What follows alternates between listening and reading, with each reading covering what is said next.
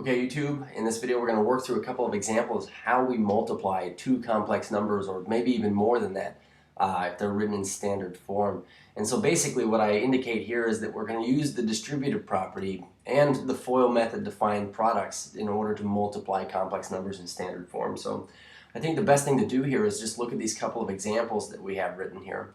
In this first one, you notice that I have 15i times this entire set of parentheses, which has the complex number negative 1 plus 2i.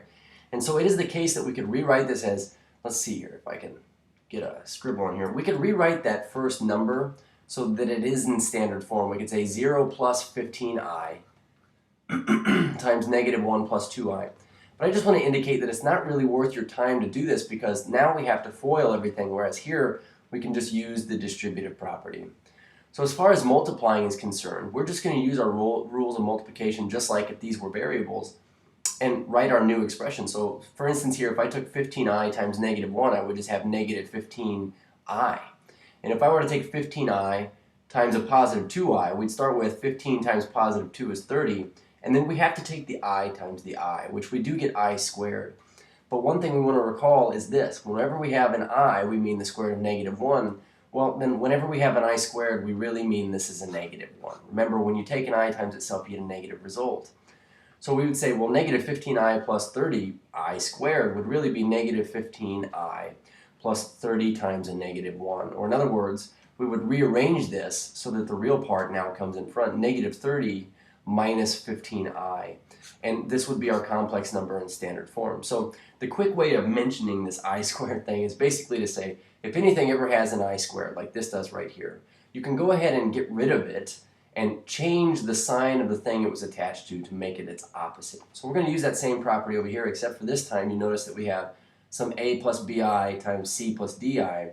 And so this FOIL method of multiplication works for two binomials in any instance. So let's do that. We say 4 times 11 is 44. Now if we take a positive 4 times a positive 8i, we're going to get a positive 32 of these I things. If we take a negative 12 times a positive 11, just sorry for the mental math here, but you get negative 132, but we also get an I here as well. And then we would say a negative 12 times a positive 8 is certainly negative. 8 times 10 is 80, and 8 times 2 is 16, so 80 plus 16 is 96. So we would get 96 negative of these I times I things. Now don't forget, you got to multiply the I's times the I's here. So we say I squared. So using what we kind of mentioned from the last video, I certainly know that this negative 96i squared is just going to become a positive 96. So I'm going to rewrite this here with the 44 plus 96. I'm going to put that up front. And then I'd say, well, these negative 32i, sorry, positive 32i's and negative 132i's, those combine out as well.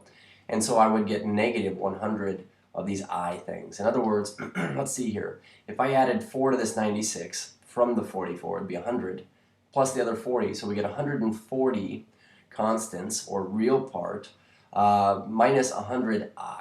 And so this would be our complex number in standard form. So that's as simple as multiplication with complex numbers gets. You just either FOIL or distribute and reduce your i's squared and combine like terms. Cheers.